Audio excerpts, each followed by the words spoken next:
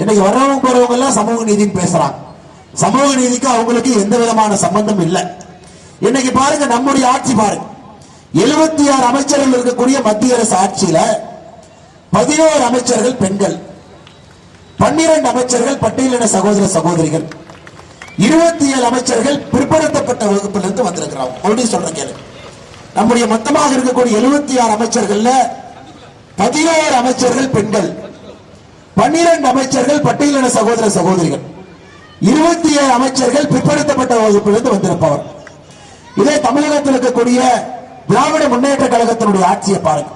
மொத்தம் 35 அமைச்சர்கள், 2 பெண்கள், 2 பேர் பட்டியலின சகோதர சகோதரிகள். அந்த 2 பெண்கள்லயும் ஒருத்தர் வந்து குடும்ப கோட்டா, ஃபேமிலி கோட்டா, அப்படின்னா அவங்க அப்பா எம்எல்ஏ எம்பியா இருந்திருப்பாங்க, திமுக அவங்களுக்கு கொடுத்திருக்காங்க. சகோதர சகோதரி நண்பாக உணர்ந்து கொள்ள வேண்டும். இன்னைக்கு இந்தியால அரசியல்ல